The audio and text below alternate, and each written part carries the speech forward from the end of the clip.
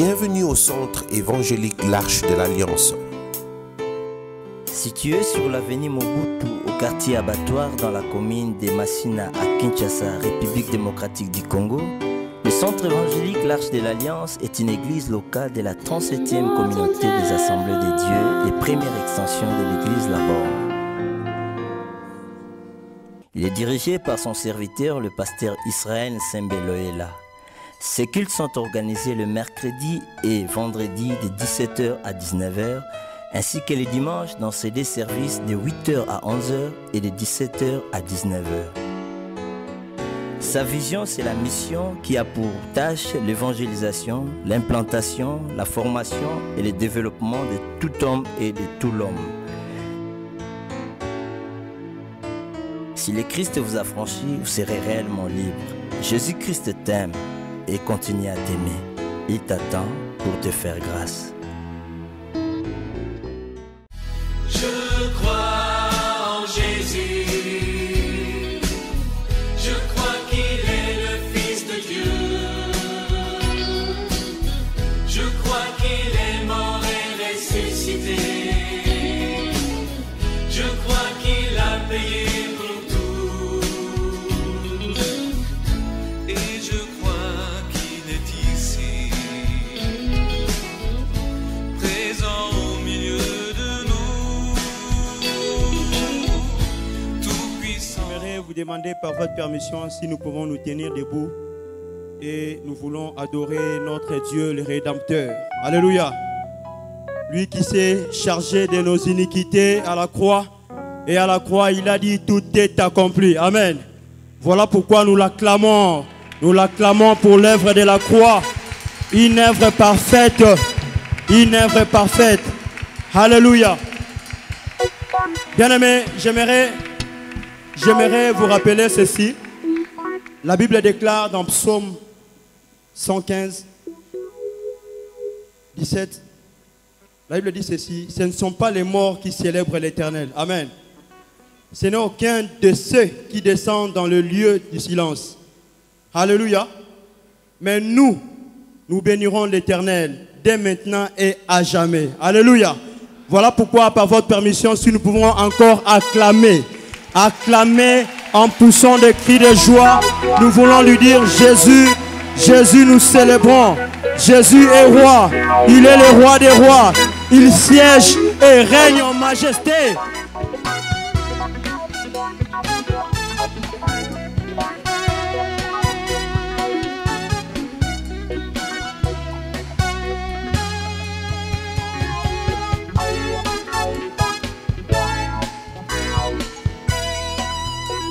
Oh, Jésus est roi. Jésus est roi. Ah. Il est roi. Oh, oh, oh. Il siégerait en majesté. Fais monter. Fais monter Oh. sa bannière.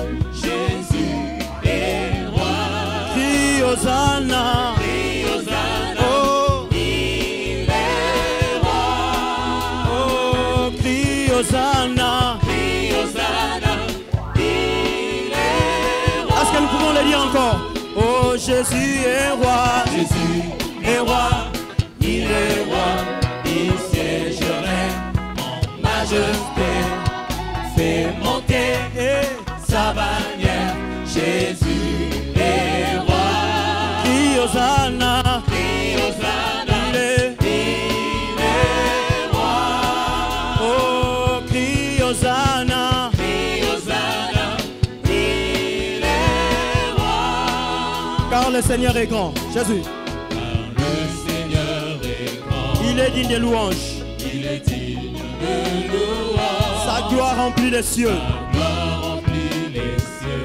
Célébrons tout notre Dieu. Célébrons tous notre Dieu. Jésus est roi. Jésus est roi. Oh, oh. Il est roi. Oh. Il siégerait en majesté. Fais monter. Fait monter Oh, oh. sa bannière. Jésus est roi. Crie Hosanna. Crie Hosanna. Oh, oh. Il est roi. Satan est désarmé. Satan est désarmé. Satan est désarmé. Et terre est dépouillée. L'enfer est dépouillé.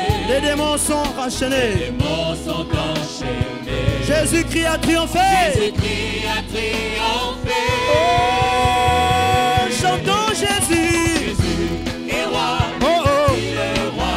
Il siégerait en majesté.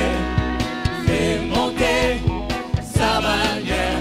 Jésus est roi. Crie Hosanna. Crie Hosanna. Oh. Il est roi. Oh, crie Hosanna. Crie Hosanna. Jésus, nous célébrons ta victoire. Oh, oh, oh. Jésus, Nous célébrons ta victoire. nous célébrons tous ta victoire. Oh, oh. Jésus, Ton amour nous remplit. ton amour nous remplit. Oh, oh, oh. Jésus, Quelle joie tu nous libères. quelle joie tu nous libères. Oh, Jésus, ta mort nous rend. nous voulons encore le dire. Jésus, nous célébrons ta victoire. Jésus, Eh, eh, eh, nous eh. célébrons tous ta victoire. Jésus, Jésus, ton amour nous remplit. ton amour nous remplit. Ah, oh, oh, oh. Jésus, Quelle joie tu nous libères. quelle joie tu nous libères. Oh, oh. Jésus, ta mort nous rend la vie. Christ nous a franchis. Allons-y. Christ nous a franchis, c'est pour la liberté. Nous ne serons plus jamais. Nous serons plus jamais sous les jours de l'esclavage. Fêtons avec joie Fêtons avec joie le Dieu de victoire. le Dieu de victoire. Nos cœurs répondent à son amour. Répondent à son amour. Oh, Jésus, nous célébrons. célébrons toute ta victoire. Oh, oh, oh, oh, oh. Jésus, Ton amour nous remplit. ton amour nous remplit. Ah, oh, oh, oh. Jésus, Quelle joie tu nous libères. quelle joie tu nous libères. Oh, oh. Jésus, ta mort nous rend la vie. En nous son esprit. En nous son esprit, De la peur nous libère. de la peur nous libère. Sans crainte, avançons vers lui. Avançons vers lui. Le chemin est ouvert. Le chemin est ouvert. Et là devant lui, Et là devant lui, recevons la paix. recevons sa paix. Oh, oh, Nos cœurs répondent à son amour. oh, oh. Jésus, Nous célébrons. nous célébrons tous ta victoire. Oh, oh, oh. Jésus, Oh, ton amour nous remplit. oh, oh, oh. Jésus, Quelle joie tu nous libères. quelle joie tu nous libères. Eh, eh, eh. Jésus, ta mort nous rend. Oh, chantons Jésus, ta mort nous rend la vie. Jésus, ta mort nous rend. Oh, chantons Jésus, ta mort nous rend la vie. Jésus, ta mort nous rend la vie. Jésus, ta mort nous rend la vie. Jésus, ta mort nous rend la vie. Oh, ouvrons les portes au roi, au Dieu de gloire, lassons des cris de joie. Laissons jaillir un chant de Hosanna, Hosanna. Hosanna, Hosanna. Oh, ouvrons les portes. Ouvrons les portes au roi, au Dieu de gloire. Lassons des cris de Lassons des cris de joie. Laissons jaillir un chant de victoire. Victoire. Hosanna, Hosanna. Hosanna, Hosanna. Oh, ouvrons les portes. Ouvrons les portes au roi, au Dieu de gloire. Oh, oh, oh. Lassons des cris de joie. Ouh. Laissons jaillir un chant de victoire. Hosanna, Hosanna. Hosanna, Encore une fois. Oh, ouvrons les portes. ouvrons les portes au roi, au Dieu de son jaillit un chant de victoire. Hosanna, Hosanna, Hosanna, Hosanna.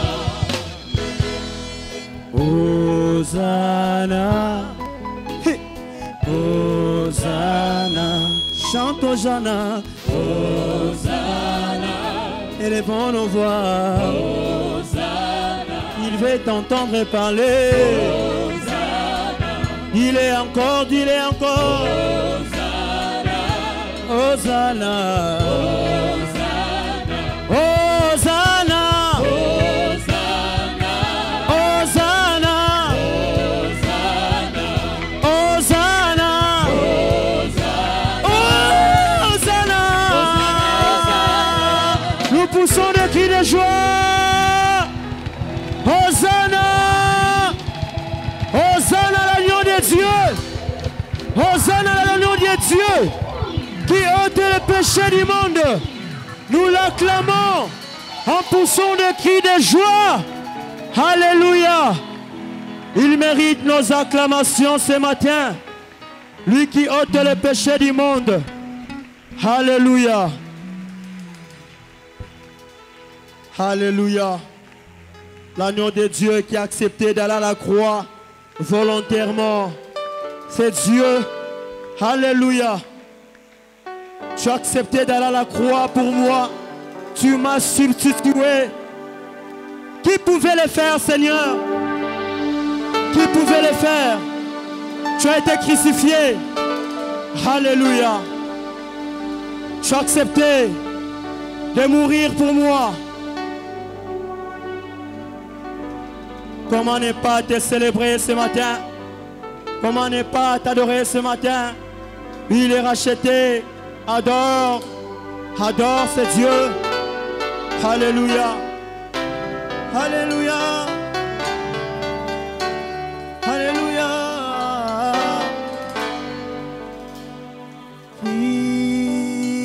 Crucifié, laissé dans une tombe,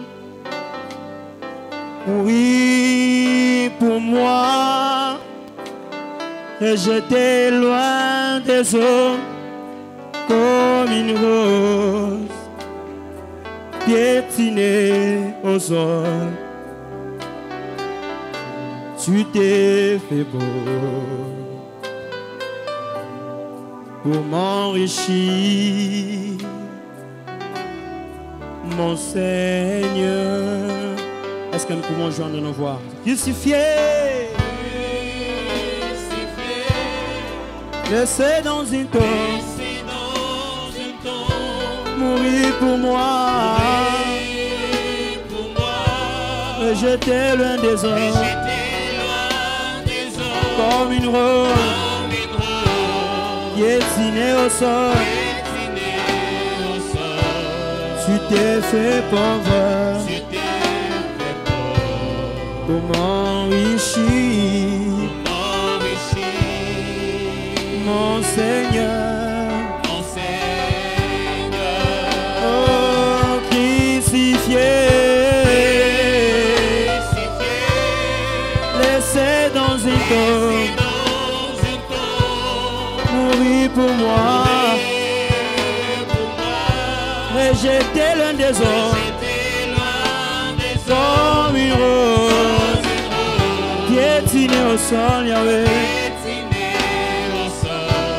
Tu t'es fait pauvre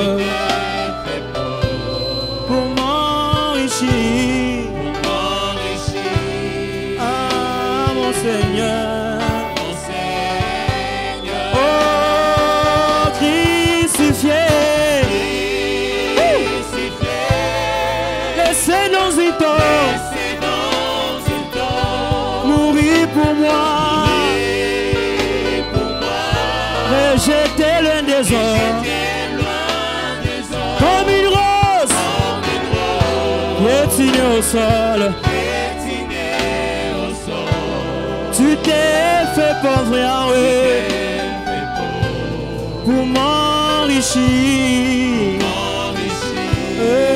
mon Seigneur. Oh, crucifié, crucifié, crucifié,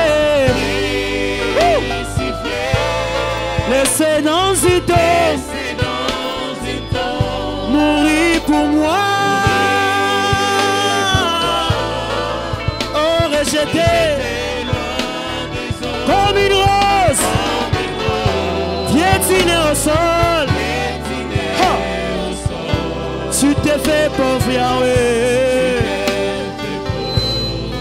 pour m'enrichir. Tu viens, tu viens, tu viens. Mon Seigneur. Tu viens du ciel pour la terre, montrer le chemin de la terre à la croix pour nous racheter. De la croix à la tombe, de la tombe vers le ciel, Seigneur, je le veux. Oh, tu viens, tu viens, tu viens, tu viens du ciel pour la terre, montrer de la terre à la croix, de la terre. Oh, Yahweh, pour nous racheter de la tombe vers le ciel. Ah, tu viens, tu viens, tu viens, tu viens du ciel. Oh, Yahweh, Yahweh,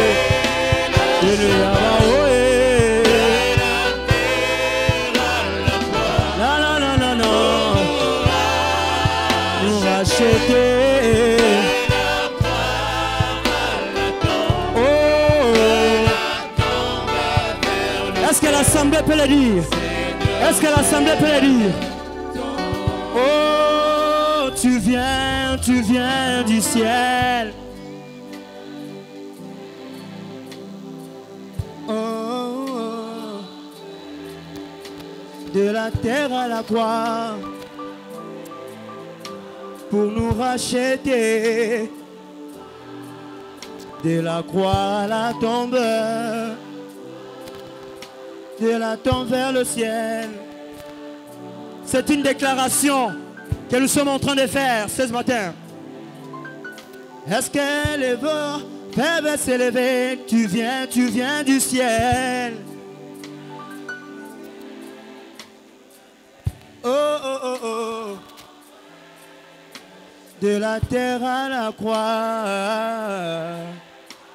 pour nous racheter.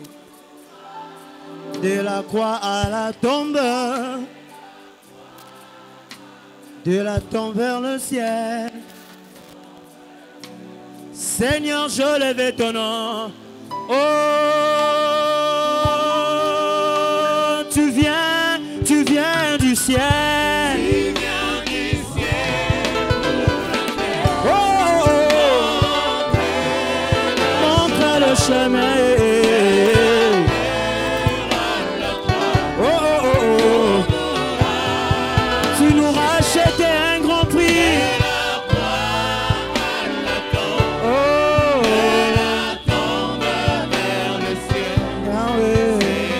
est-ce que quelqu'un peut lever sa voix et commencer à adorer ce Dieu? Est-ce que quelqu'un peut lever sa voix? Est-ce que nous pouvons élever nos voix? Élevons nos voix, bien-aimés. Alléluia.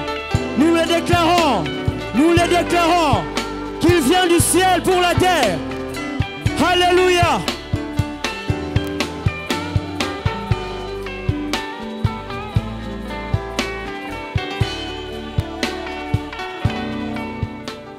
Randa Santa. Hallelujah. Mane Gloria Santa Baba. Santa, Santa. Santa, Santa.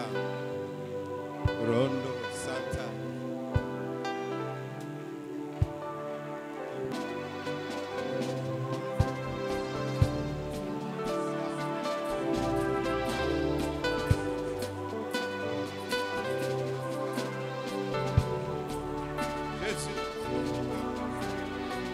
Hallelujah. Hallelujah. Hallelujah.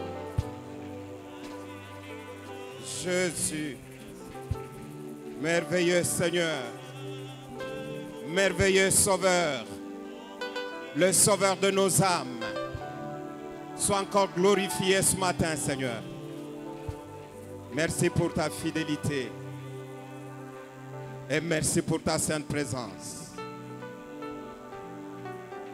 Jésus.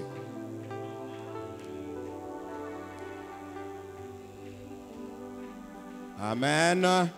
Est-ce que nous pouvons acclamer le roi des rois, le Seigneur des seigneurs?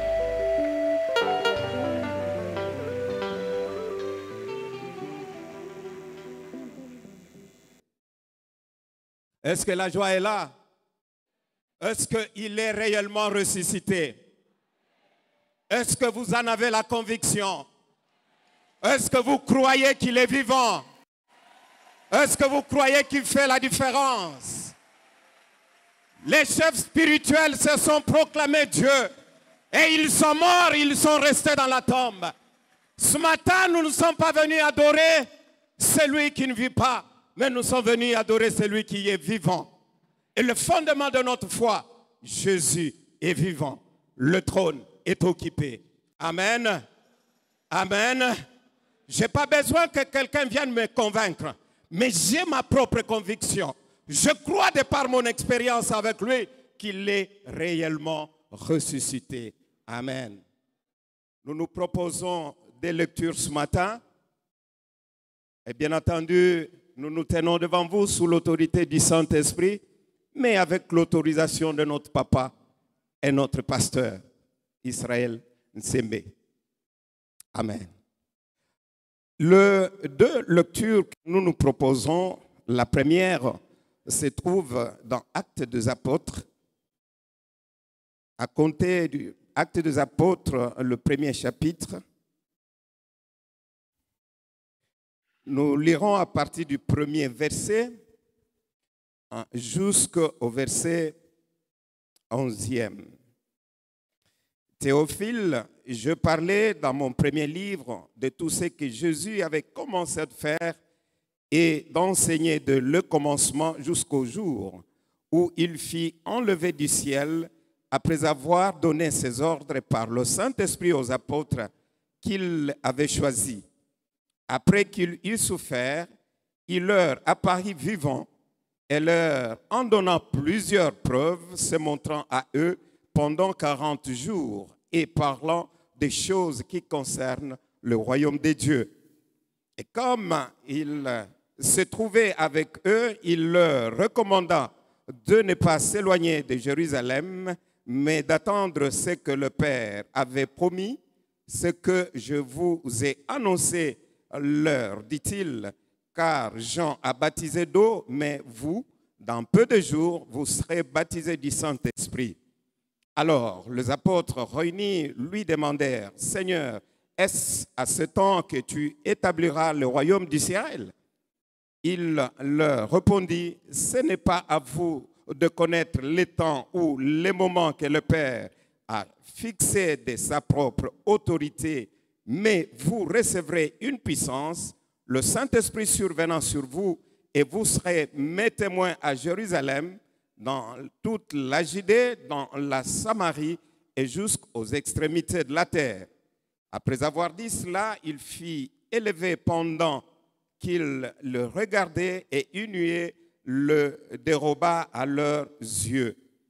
Et comme ils avaient le regard fixé vers le ciel pendant qu'ils s'en allaient, voici des hommes vêtus de blanc leur apparurent et dirent, « Hommes Galiléens, pourquoi vous arrêtez-vous à regarder au ciel?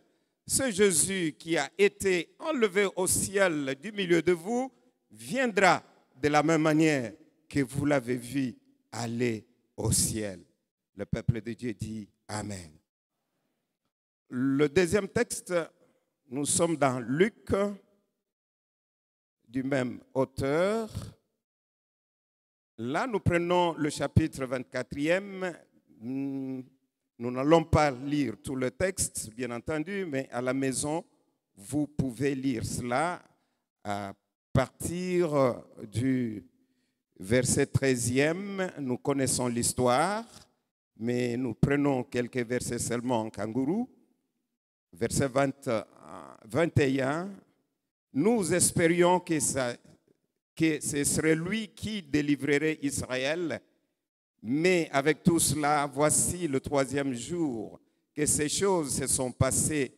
Il est vrai que quelques femmes d'entre nous nous ont fort étonnés, s'étant rendues de grand matin au sépulcre et n'ayant pas trouvé son corps, elles sont venues dire que des anges leur sont apparus et ont annoncé qu'il est vivant. Nous prenons à partir du verset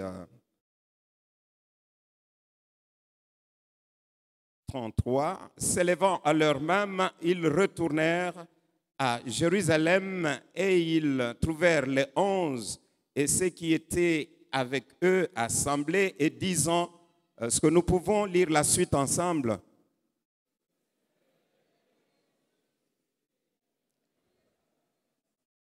Encore?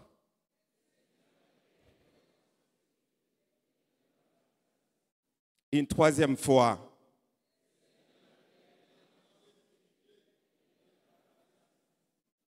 Le Seigneur est réellement ressuscité. Est-ce que nous pouvons acclamer le ressuscité du 3e jour?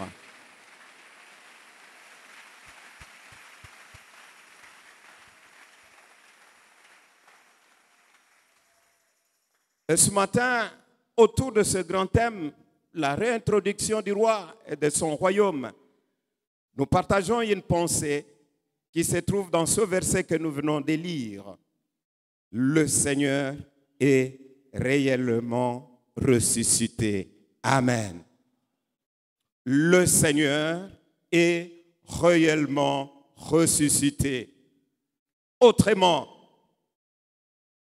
effectivement, Dieu a atteint son but.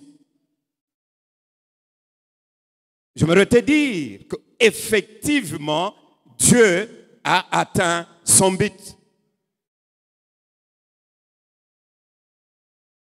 Véritablement, Christ a achevé son œuvre.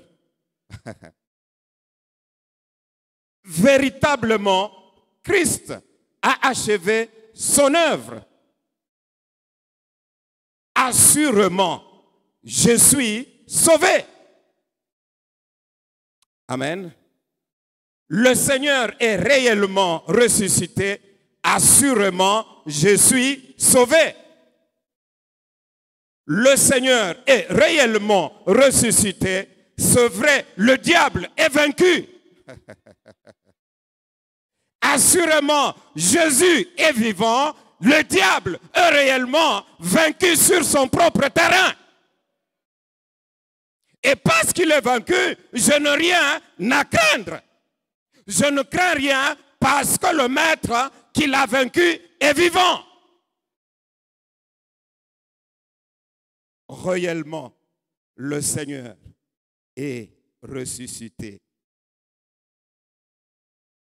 Bien-aimés dans le Seigneur,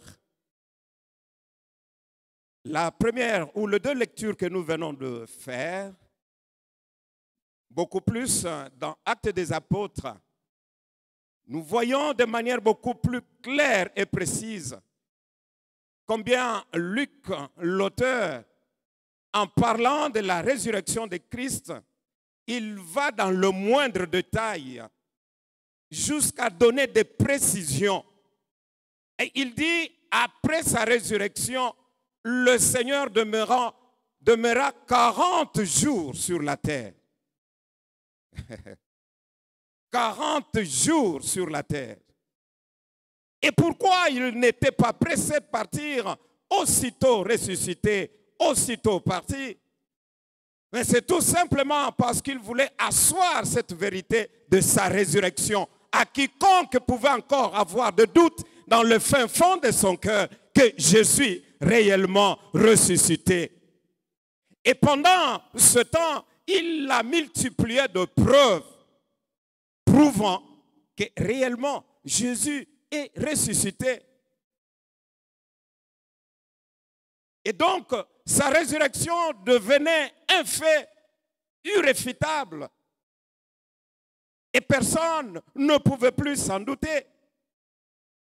Voilà pourquoi même ceux qui étaient sur le chemin de Maïs, il lui a paru bon à ce qu'il se présente à eux et qu'ils soient convaincus.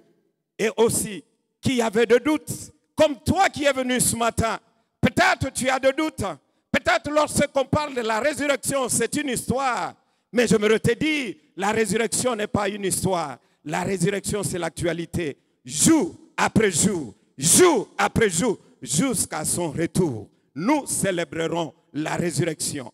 Célébrer la résurrection, quand quelqu'un célèbre la résurrection, il célèbre sa délivrance, il célèbre sa sortie, il célèbre sa liberté, il célèbre sa victoire, car à travers la résurrection de Christ, il a fait de toi plus qu'un vainqueur. Alléluia. Ça, c'est une affaire personnelle. C'est un problème de conviction personnelle. Il devrait bien aimer asseoir cette grande vérité de sa résurrection pour contrer ou bien contrecarrer la pensée qui se trouve dans Matthieu 28, selon laquelle les soldats ont été soudoyés par de moyens financiers afin de taire, mieux, de torpiller la nouvelle de sa résurrection. Et il fallait que cela soit véritablement établi à travers plusieurs preuves qu'il est réellement ressuscité. La difficulté que nous avons, nous qui vivons de cette génération d'après la résurrection, c'est tout simplement parce que nous n'arrivons pas à sonder la profondeur de ce qui nous a été acquis. Mais ceux qui ont précédé, qui nous ont précédés et qui ont vécu avant cette période de la résurrection de Christ, même les prophètes en ont souffert. Même les anges en ont souffert. Lorsque vous lisez comme preuve 1 Corinthiens 2, le verset 6-8, vous allez vous rendre compte que la Bible déclare que si les chefs de ce siècle avaient la sagesse nécessaire, ils n'auraient pas crucifié le prince de gloire, le Seigneur de gloire. Pourquoi? Mais gloire soit rendue à Dieu, parce que c'est trop tard pour eux. Ils l'ont crucifié et il est ressuscité. À cause de revers, comme nous l'avons entendu en ce lieu, à cause de l'autre face qui était cachée à la croix, pendant qu'ils voyaient la croix qui était un symbole de honte, ils ne pouvaient jamais s'imaginer que la croix était effectivement un symbole de défaite éternelle pour le diable et ses acolytes, et que la croix était un symbole de victoire éternelle pour Christ et tous ceux qui sont avec lui, qui sont le rachetés. Voilà pourquoi le racheté peuvent célébrer la résurrection de Christ. Et lorsque nous lisons 1 Pierre, le chapitre 1er, à compter du verset 11-12, la Bible démontre clairement que le salut qui nous a été acquis, bien-aimés, c'est un salut glorieux, merveilleux. Au point où cela fait l'objet de recherches, des investigations de prophètes de l'Ancien Testament. Cela fait l'objet des anges qui jetaient, qui plongeaient leur regard, qui cherchaient à connaître à quelle époque ces choses seront rendues réelles, effectives, qui cherchaient à savoir de quelle manière le salut pouvait parvenir au peuple de Dieu et de quelle manière Dieu sauverait l'humanité. Mais c'était en vain. Mais toi et moi, nous pouvons nous réjouir. Ce qui a fait l'objet des investigations des autres, c'est qu'eux, ils n'ont pas vécu. Toi et moi, nous sommes en train de le vivre. Est-ce que ce n'est pas une grâce? Est-ce que ce n'est pas la grâce? Est-ce que ce n'est pas la grâce de Dieu? Est-ce que nous avons mérité cela? Est-ce que nous avons salué la résurrection de loin? Non, bien-aimés, la résurrection pour nous, qui sommes de cette génération, est effective. La résurrection pour nous est palpable, est une évidence. Christ est ressuscité. Le dessein de Dieu est accompli. Christ est ressuscité. Le but est atteint. Et pour comprendre ces choses, il faut tout de suite chercher, bien-aimés, à pénétrer le dessein de Dieu. Et plus nous pénétrons le dessein de Dieu, plus nous saisissons la profondeur de la résurrection.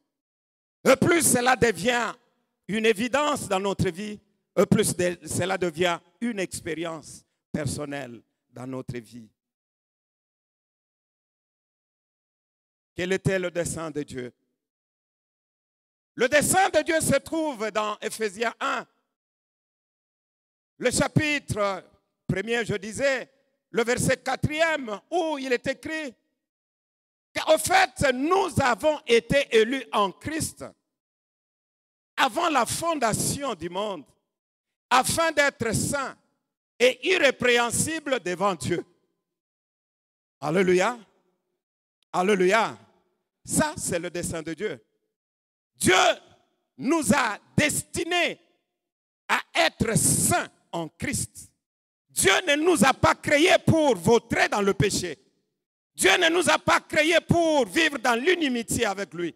Dieu ne nous a pas créés pour être esclaves du diable. Dieu ne nous a pas créés pour être assujettis par les forces des ténèbres. Mais Dieu nous a créés pour que nous soyons saints et irrépréhensibles. En d'autres termes, que nous puissions être continuellement dans sa présence. Et nous puissions être en relation avec lui.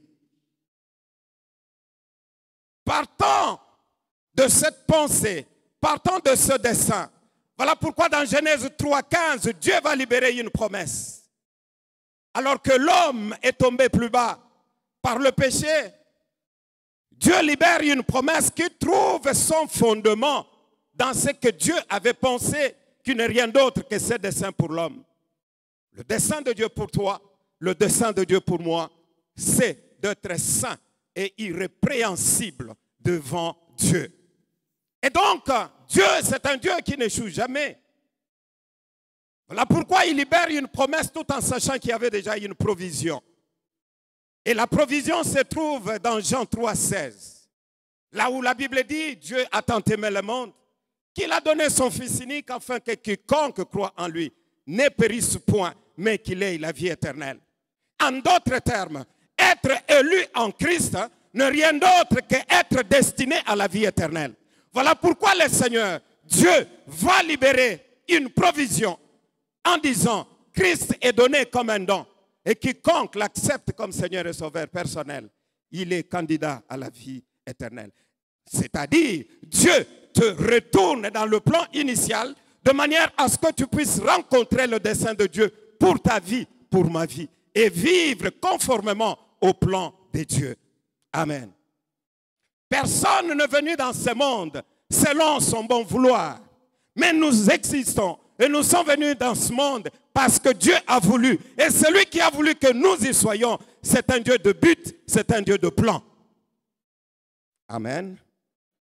Amen. Et donc, comme il était un Dieu de but et de plan, son problème, c'était toujours faire en sorte que son but soit atteint, que son plan se réalise. Comme nous l'avons entendu, vous êtes sans ignorer qu'en fait, nous avons existé dans la pensée de Dieu avant que nous naissions. Et que chacun de nous, en venant dans le monde, Dieu l'a envoyé pour qu'il puisse vivre conformément à la volonté de Dieu et non à sa propre volonté. Le dessein de Dieu, tel que Actes des Apôtres 2, 23, 24 le dit, a consisté à ce qu'un homme soit livré selon le dessein de Dieu et qu'il soit crucifié, qu'il meure par le biais ou par la main des hommes impies. Ça, les sages, entre guillemets, de ce monde ne pouvaient pas percevoir cette pensée. Parce que s'ils avaient perçu cette pensée, Christ ne serait pas crucifié. Or, si Christ ne serait pas crucifié, il ne serait pas ressuscité. Or, s'il ne serait pas ressuscité, Dieu n'aurait pas atteint son but. Or, si Dieu n'aurait pas atteint son but, l'œuvre de Christ serait une œuvre étouffée dans la mort. Or, si l'œuvre de Christ était étouffée dans la mort, toi et moi, nous serions condamnés à la mort éternelle. Or, si nous étions condamnés à la mort éternelle, c'est que le diable allait se réjouir et c'est lui qui sortirait vainqueur. Mais gloire soit rendue à Dieu. Ça, cette face a été cachée et le diable a été surpris sur son propre terrain. Voilà pourquoi, bien-aimé, la Bible dit, si les sages de cette époque l'avaient su, Jésus ne serait pas crucifié. Mais est-ce que tu peux dire à ton voisin, c'est trop tard? Tu peux changer de voisin, tu dis c'est trop tard. Amen. Amen. Est-ce qu'on peut acclamer Dieu? Alléluia. Alléluia. Bien-aimé, c'est à la croix que le salut a cessé d'être une promesse pour devenir un fait à la résurrection, un fait accompli. À la croix, le salut a cessé d'être une promesse. Il est devenu un fait accompli à la résurrection. Voilà pourquoi le salut est à la portée de quiconque accepte Christ comme Seigneur et Sauveur, peu importe sa langue, peu importe sa taille, peu importe son origine, peu importe sa province, peu importe ce qu'il est, gros, beau, jeune, vieux, je ne sais qui, peut-être, le salut est à la portée de quiconque accepte Christ comme Seigneur et Sauveur personnel. En d'autres termes, la résurrection a rendu possible ce qui était impossible. Alléluia. Alléluia. Et donc, je disais, la croix, oui, à la croix, le salut cesse d'être une promesse et devient un fait accompli à la résurrection de Christ. Et donc, la résurrection de Christ, c'est le point sublime. C'est le point sublime. C'est le point sublime. Voilà pourquoi quand vous comprenez la résurrection de Christ, vous n'êtes pas une femme, vous n'êtes pas un homme à se lamenter le long des journées, mais vous avez à regarder à la croix, car c'est là où tout a été accompli. Peu importe le temps que ça peut prendre, peu importe le volume que ça peut prendre, peu importe la taille que ça peut prendre, peu importe, c'est pas moi, la renommée que ça peut prendre. Je sais une chose, qu'à la croix, rien n'est resté non vaincu. À la croix, tout est accompli. Et donc, considérant la croix et considérant la résurrection de Christ, nous devons bien aimer comprendre que Dieu a agréé effectivement l'œuvre que Christ a accomplie à la croix. Dieu a réellement agréé l'œuvre que Christ, cette œuvre, l'œuvre de la rédemption, pour que toi, tu célèbres la liberté, tu célèbres la victoire, tu célèbres la guérison, la restauration, que tu célèbres tout ce dont tu peux avoir besoin pour ce temps et pour l'éternité. Tout est garanti à travers cette œuvre que Christ a accomplie. Une œuvre parfaitement parfaite et complètement complète. Amen. Amen. Voilà pourquoi nous allons partager deux petits points. Le premier point, c'est la nécessité de sa résurrection. Est-ce qu'il était indispensable que Christ ressuscite? Oui. Est-ce qu'il était nécessaire qu'il revienne à la vie? Oui. Amen. À l'analyse du texte de Luc, de Actes des Apôtres, le premier chapitre, du verset 1 au verset 11, il se dégage quelques idées fortes, quelques pensées fortes qui prouvent que réellement la résurrection de Christ était une nécessité. Était une nécessité.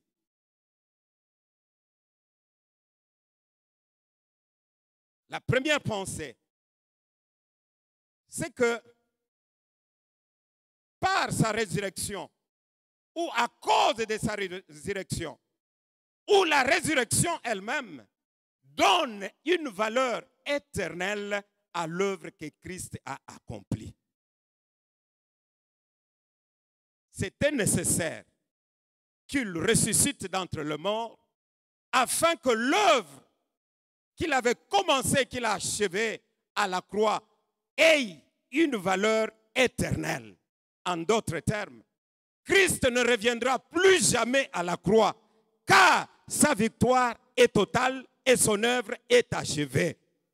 Quiconque s'élèverait gauche-droite avec un message de type « Nous venons achever ce qu'il a laissé », mettez-lui de côté.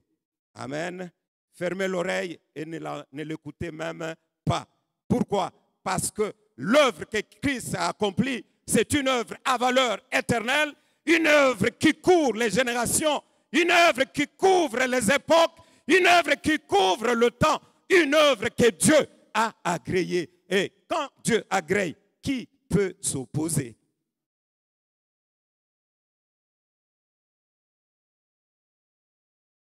Quand nous lisons 1 Corinthiens 15, 14, Paul, ayant compris ces choses, il dit, si Christ n'est pas ressuscité, notre prédication est vaine. Et donc, votre foi aussi est vaine. Ça, c'est une très forte déclaration.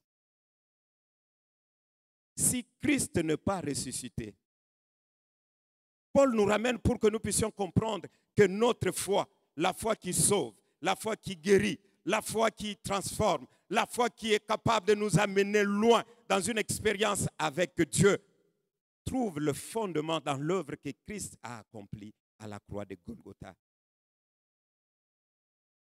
Et donc, notre prédication n'est pas vaine. Pourquoi? Parce que réellement, Christ est ressuscité. Et votre foi, notre foi est justifiée. Pourquoi? Tout simplement parce que Christ est ressuscité.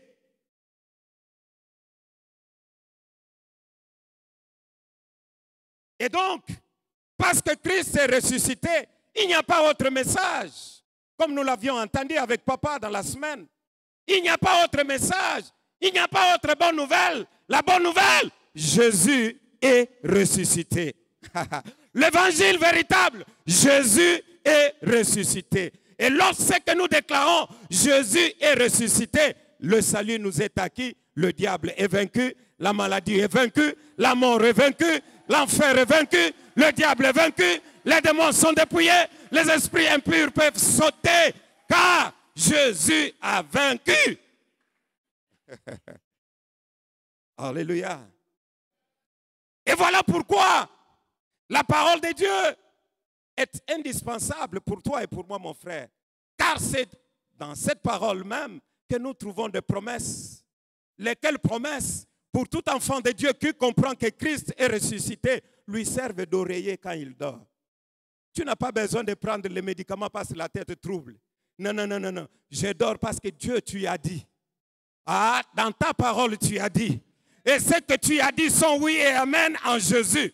Mais le Jésus en qui j'ai cru, c'est celui qui est assis sur le trône. Il n'est pas assis sur le trône occupé. Non, c'est lui qui occupe le trône.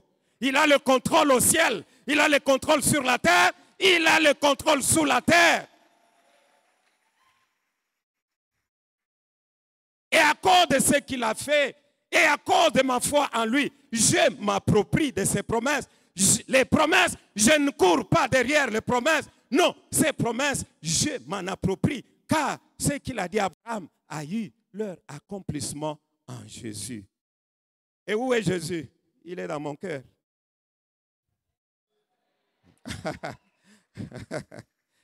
Alléluia. Il est dans mon cœur. Il est à moi. Avec l'accomplissement des promesses de Dieu. Par la puissance du Saint-Esprit, il est à moi. Amen. Amen. Hein?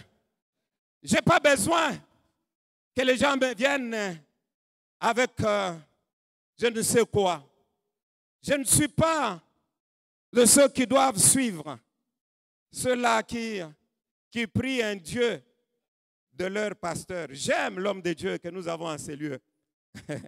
Il appelle, il dit, cette église, lui est le second. C'est-à-dire Christ est le titulaire. Et il nous montre que c'est celui-là en qui nous devons croire. Il ne nous dit pas que c'est lui. Il dit non, voilà, c'est lui-là.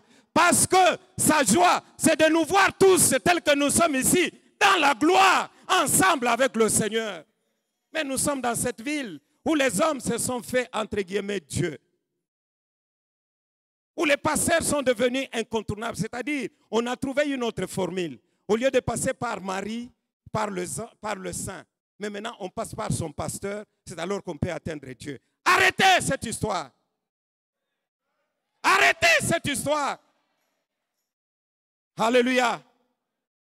Alléluia. Alléluia. Le salut naît en Jésus, pas un autre nom. Amen. Amen. Quels que soient les prophètes qui surgissent de part et d'autre, avec des livres dits, livres chrétiens, que sais-je, littérature chrétienne, où ils sont en train de dévier et parfois torpiller même le sens des Écritures. Je reste dans la parole de Dieu, la prophétie par excellence, c'est la parole de Dieu. Car la Bible dit, examinez toute prophétie sur base de la parole de Dieu. Alléluia. Alléluia. N'est-ce pas, Apocalypse nous dit, dans Apocalypse 5, la Bible est claire, pendant que les gens étaient en train de pleurer, personne n'a été trouvé digne au ciel, sur la terre, sous la terre, pour prendre les livres et rompre le sceau. Prendre les livres, c'est accomplir le dessein de Dieu. Ni avant, ni après, personne n'a été trouvé. Ni Abraham, ni David, personne n'a été trouvé. En d'autres termes, avant et après lui, il n'y a que Jésus qui a été trouvé digne de prendre le livre, d'accomplir le dessein de Dieu pour ma vie, pour ta vie, mon frère. Alléluia. Alors je vais m'attacher à qui? Tu vas t'attacher à qui? Est-ce que tu peux acclamer Jésus? Ah, c'est merveilleux.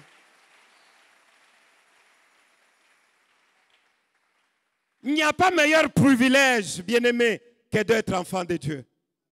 Il n'y a pas meilleur privilège. Galates dit, ce qui est quelque chose, c'est d'être en Christ. Ce qui est quelque chose, c'est d'être en Christ. Tu voyages aux États-Unis, ce qui est quelque chose, je suis en Christ même aux États-Unis. Je suis en Christ même PDG. Je suis en Christ même femme d'affaires. Je suis en Christ même avocat. Je suis en Christ même entrepreneur. Je suis en Christ. Je suis en Christ. Je suis en Christ. C'est ce qui est quelque chose pour Dieu. Es-tu en Christ? C'est la question. Le deuxième point, toujours dans Actes des Apôtres, nous nous rendons compte que c'est à cause de la résurrection que le royaume s'est élargi. Si Christ ne t'a pas ressuscité, toi et moi là, je ne sais pas comment nous serions en contact avec l'évangile. Alléluia. Alléluia. Je ne sais pas. Tout devrait être bloqué. Mais si l'évangile est venu jusqu'à moi, c'est que réellement Jésus est ressuscité. Même si je n'ai pas autre preuve, le fait que je suis en contact avec l'évangile, le fait que je sois en contact avec Jésus, c'est qu'il est réellement ressuscité.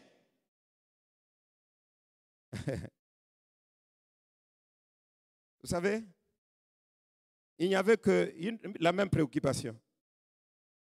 Les disciples sur le chemin de Maïs, découragés, parce que le chef aux aspirations politiques qu'ils attendaient n'est pas venu. Et Christ est mort.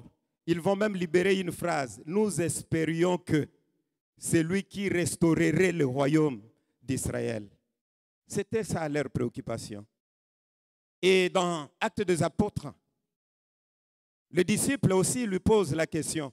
Bon, tout ce que vous dites là, ça nous intéresse. Mais ce qui nous intéresse de plus, vous voulez dire que c'est à ce temps-là que le royaume d'Israël sera restauré?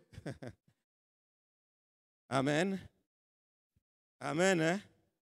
Voilà pourquoi la Bible dit, le royaume dans lequel ne consiste pas à manger ou à boire, mais consiste à quoi? La paix, quoi? La joie et la justice par le Saint-Esprit. Amen. Amen. Et donc, ils étaient préoccupés par la restauration du royaume d'Israël. Mais j'aime la manière dont le Seigneur ouvre leur intelligence pour qu'ils comprennent. Il dit, mais ce n'est pas à vous de connaître. Si vous avez été sous le joug des Romains, c'était à cause du péché. C'est ce que vous ne comprenez pas.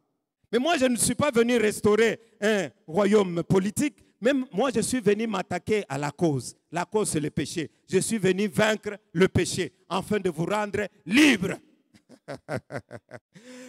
Bien-aimé, il n'y a pas autre chose qui peut te bloquer dans ta vie, sinon le péché et la vie de péché. Pourquoi? Parce que ce n'est pas à ça que Dieu t'a destiné.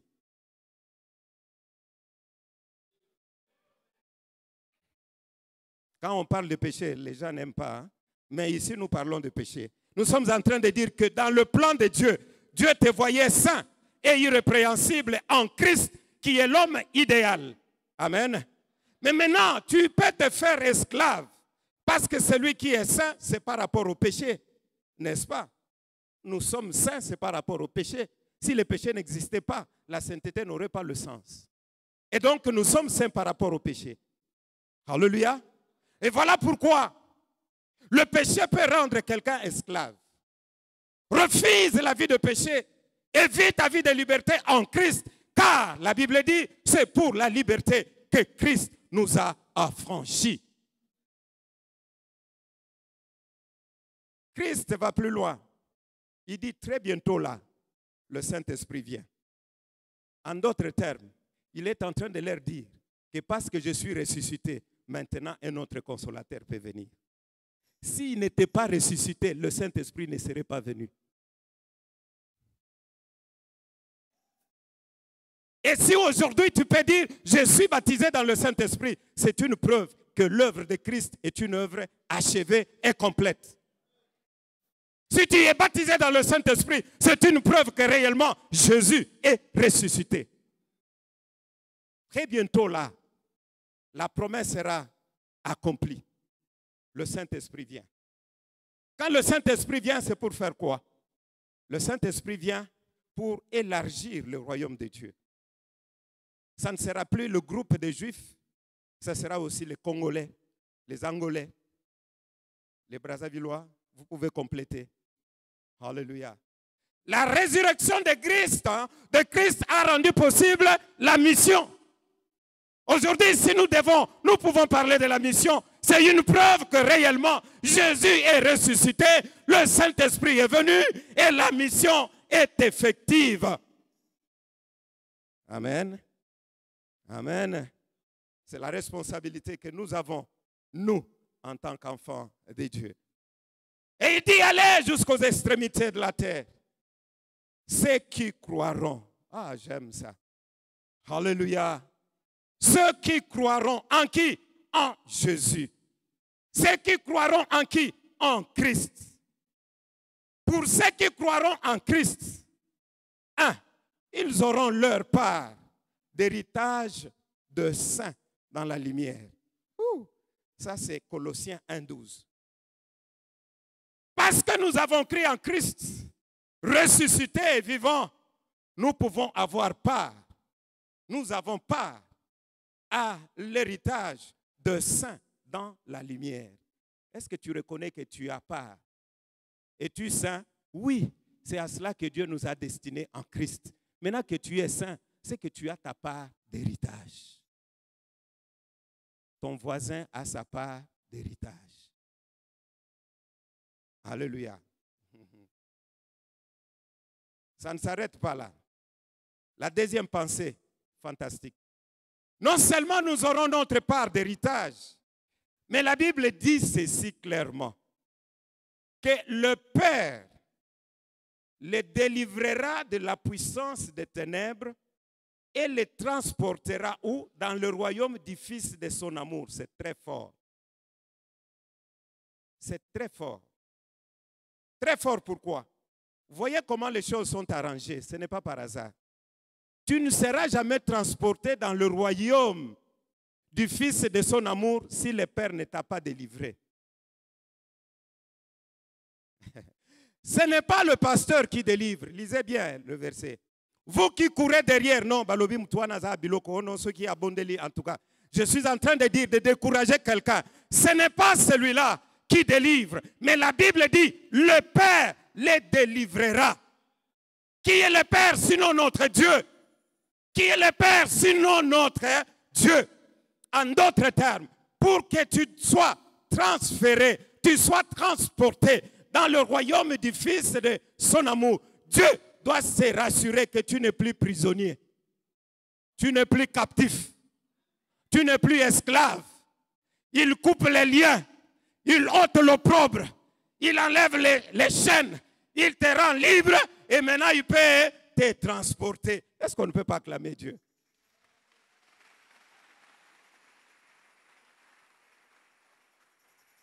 Bien-aimé, bien-aimé, ça ne sert à rien de se promener avec les bidons d'eau. Ça ne sert à rien. Ce n'est pas compliqué. Ce n'est pas compliqué. Il faut croire en Christ. Et puis Dieu fera quoi? Se chargera de toi. Dieu doit se charger de toi. La délivrance a été acquise à la croix. Voilà pourquoi tu n'as pas besoin, en acceptant authentiquement Christ, tu n'es plus lié, tu n'as plus l'opprobre sur toi. Car tout cela, la malédiction, Christ l'a porté à la croix de Golgotha. Arrête, comme notre Coco le disait, passe par la croix, confesse le péché, déclare ce que tu as fait, abandonne, délaisse, obtiens miséricorde, et alors tu seras délivré et transporté dans le royaume du Fils de son amour. Amen. Est-ce que c'est clair? Est-ce que c'est clair? Faute de temps. L'autre point, toujours en rapport avec Actes des Apôtres, c'est que la résurrection de Christ place l'Église dans l'attente et l'espérance du retour de Christ. Ah, ça c'est merveilleux. La résurrection de Christ me place et te place toi aussi dans l'attente et l'espérance bénie que Christ revient. Amen. Est-ce que vous savez que Christ revient?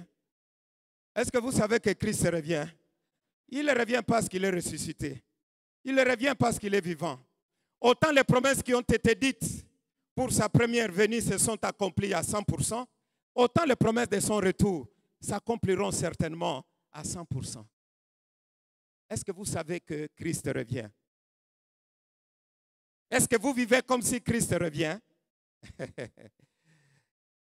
Amen. Un homme de Dieu, Moody, a dit ceci, que qu'est-ce qu'il a dit encore? Je n'attends pas la mort, mais j'attends le retour de Christ. J'aimerais décourager à quiconque, ce n'est pas ça. N'attends pas la mort, mais attends le retour de Christ. C'est ça l'attitude qui doit nous caractériser, nous, en tant que fils du royaume. Nous n'attendons pas la mort. La mort peut venir à n'importe quel âge, à condition que le jour que Dieu t'a destiné soit atteint. Si les jours que Dieu t'a destiné ne sont pas atteints, la mort ne viendra pas. Et tant bien même que la mort viendrait, elle me trouverait où? Dans le Seigneur. Je mourrai dans le Seigneur, dans l'espérance de faire quoi? Dans l'espérance de le voir et de régner avec lui. Bien-aimé, est-ce que l'Église d'aujourd'hui vit encore dans cette espérance? Est-ce que les fidèles d'aujourd'hui vivent encore dans cette attente? J'attends le travail, c'est bon, c'est pour l'équilibre social. J'attends voyager, c'est bon, le voyage instruit. J'attends le mariage, c'est bon. Il n'est pas bon que l'homme soit seul. Mais au-delà de tous, est-ce que tu attends le retour de Christ? Savoir que Jésus est ressuscité, c'est croire que Jésus revient. Alléluia. Quiconque croit que Christ est ressuscité doit avoir dans sa pensée, Jésus revient. Chaque jour, à chaque instant, je me prépare à la rencontre de celui qui vient. Très bientôt, et bientôt, il vient. Il a promis et il le fera. Quand? Je ne sais. Tout ce que je sais, je dois marcher dans la sainteté, la sanctification, dans l'attente de son retour. Je ne vais pas être distrait. Je vis ma vie. Et je prétends réussir la vie si je peux vivre la vie conformément au dessein de Dieu.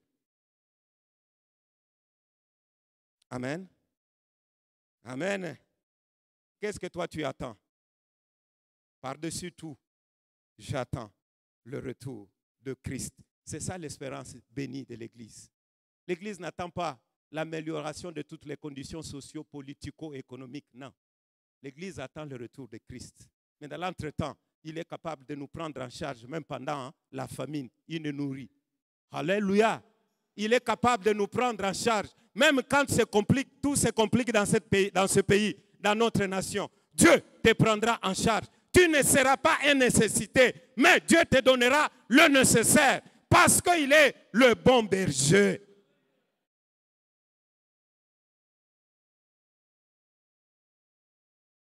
Vous savez, la plus grande action du diable, ce n'est pas seulement de tuer.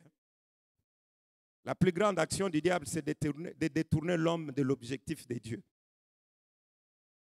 Tout ce que tu vois là, toutes ces oppressions et toutes ces attaques, c'est pour que, un jour que tu dises, Nalembi Nanga.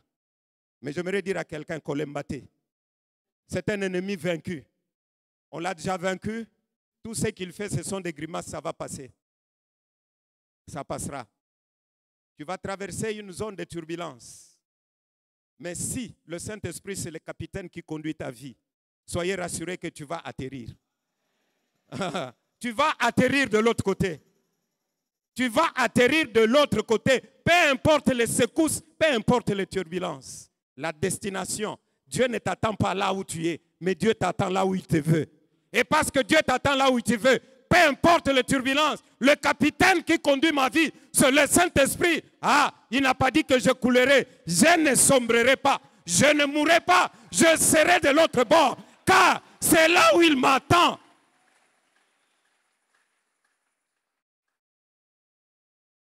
Celui qui connaît les drames de l'enfer ne peut pas jouer avec le salut. Si tu connais, c'est que c'est l'enfer. Et si tu es certain que l'enfer existe, tu ne peux pas jouer avec le salut. La Bible dit que les souffrances du temps présent ne sont pas comparables à la gloire qui vient. Voilà pourquoi je ne peux pas jouer avec le salut. Je dois demeurer fidèle. Celui qui vaincra sera sauvé. Amen. C'est à cette espérance, bien-aimée, que la parole de Dieu nous convie. Que Dieu nous convie pour que nous puissions vivre dans cette attente, dans cette espérance. Le même que vous avez vu monter, enlevé du ciel, de la même manière, vous le verrez venir. C'est-à-dire que Jésus revient. C'est une certitude. C'est une vérité. C'est une évidence. Le deuxième point et le dernier, la certitude de sa résurrection. Vous savez, il y a des courants de pensée dans ce monde. Bien de courants de pensée qui cherchent toujours à torpiller ce grand fait, ce grand événement que la résurrection de Christ. Certains vont même plus loin pour trouver les clients dans tout ce qu'ils disent. Ils vont plus loin jusqu'à dire non, il n'était pas ressuscité. C'est son esprit qui était ressuscité. Mensonge du diable. Tel on l'a vu monter, tel on le verra descendre. Amen. Avec le corps glorieux. Ce n'est pas une question d'esprit. Christ est réellement ressuscité. Et le texte que nous avons lu dans Luc nous donne beaucoup de preuves.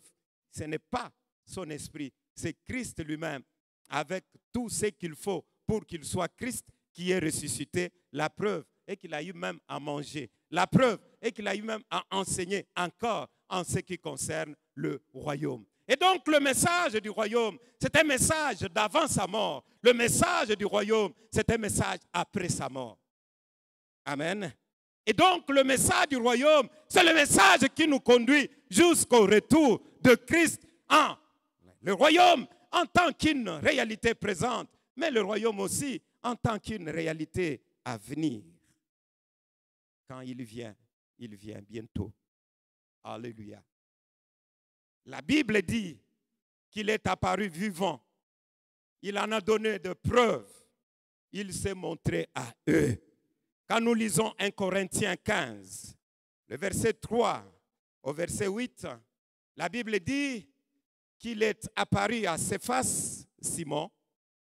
Il est apparu aux 12 et à plus de 500 personnes à la fois, à Jacques, mais aussi à Paul. Et donc, c'est certain que Christ est réellement ressuscité.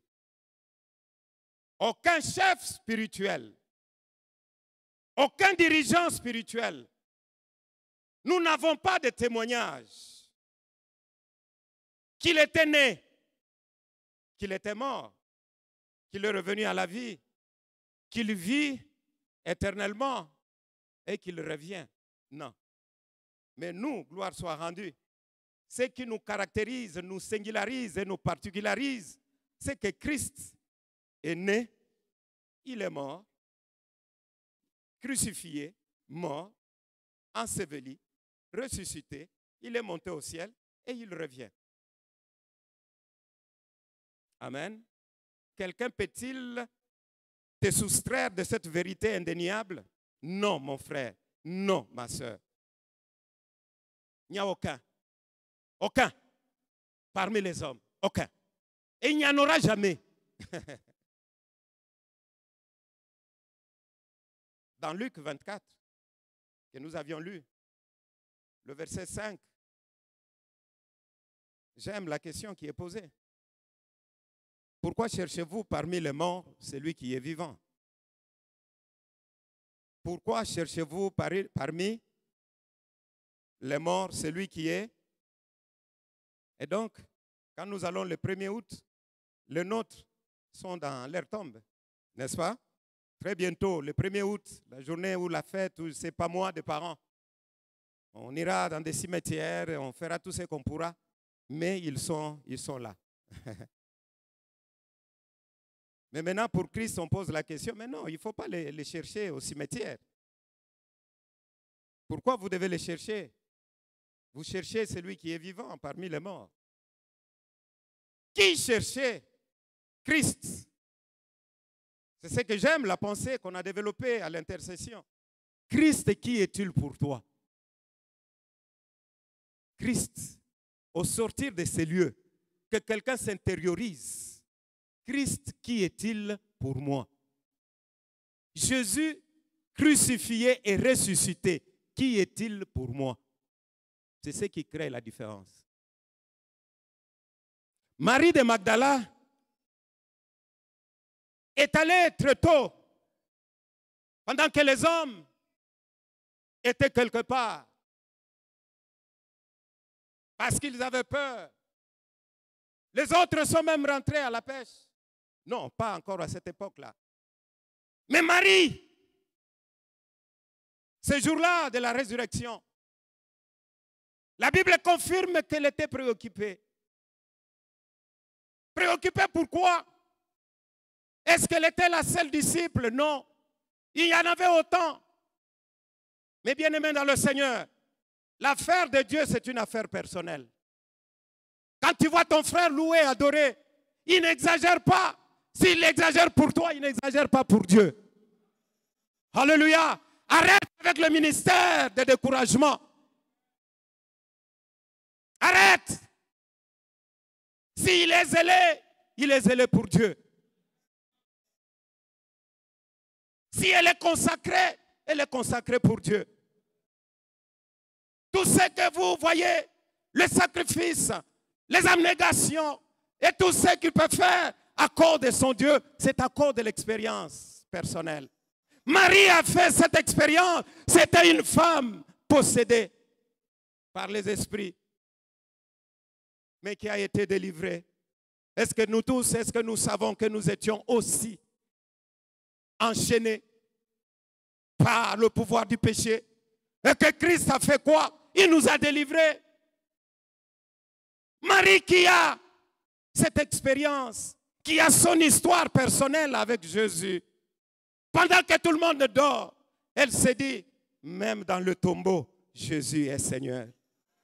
Même dans le tombeau, Jésus est Seigneur. Même dans le tombeau, Jésus est Seigneur. Ah, je suis en train de dire à quelqu'un, même quand tu ne vois plus rien, ne te décourage pas. Il n'a pas cessé d'être Seigneur. Il est toujours Seigneur.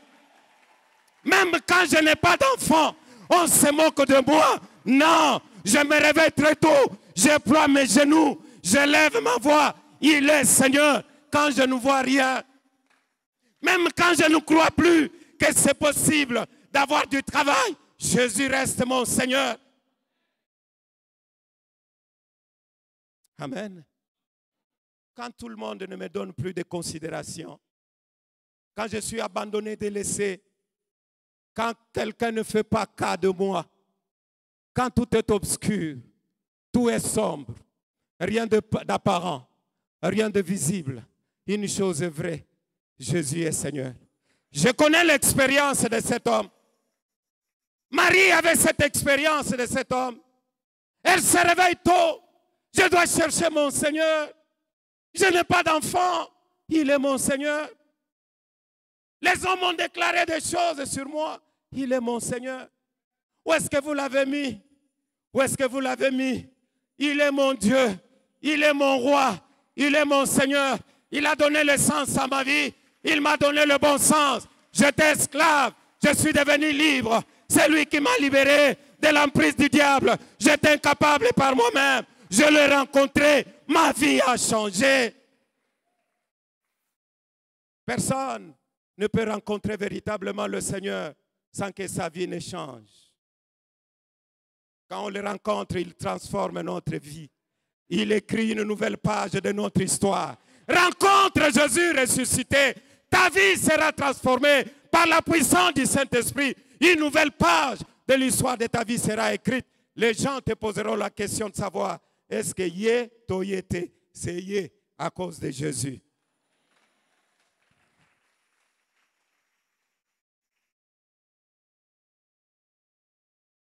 Elle avait les offrandes. J'aimerais dire à quelqu'un, même dans la tombe, elle va offrir à son Seigneur. Elle amène des aromates pour offrir à quelqu'un qui est mort. Toi, mon frère, ma soeur, tu n'as rien à faire sinon t'offrir toi-même à celui-là. J'aimerais te dire qu'il est ressuscité, il n'est pas mort. J'aimerais te dire que même si tu n'entends pas sa voix, même si tu n'entends rien, mais il vit, il existe, il est assis sur son trône. Tout pouvoir lui a été donné dans le ciel, sur la terre et sous la terre. Il t'attend pour te faire du bien. Personne d'autre n'a le pouvoir sur toi, sinon lui qui est capable d'opposer les veto sur ce que les hommes de ce monde peuvent décider dans leur conscience sans toi. Mais il y a un problème. Il y a une pierre. J'aimerais dire à quelqu'un, Jésus n'avait pas besoin que la pierre soit ôtée. Non. Parce que la Bible dit, pendant qu'il était en train de rendre l'âme, le rocher se fendirent. Jésus n'avait pas besoin que la pierre soit ôtée pour qu'il sorte.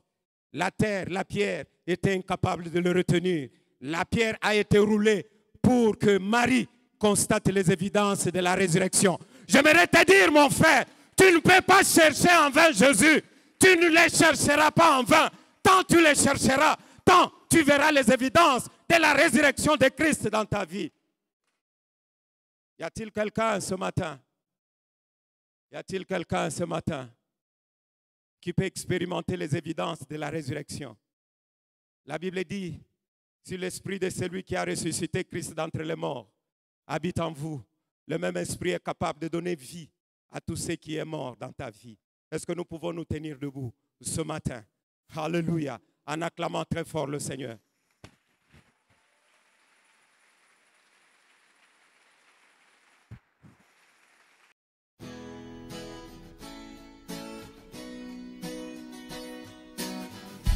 Je crois en Jésus, je crois qu'il est le Fils de Dieu, je crois qu'il est mort et ressuscité, je crois qu'il a payé pour tout, et je crois qu'il est ici, présent au milieu de nous, tout puissant pour nous guérir, et par sa grâce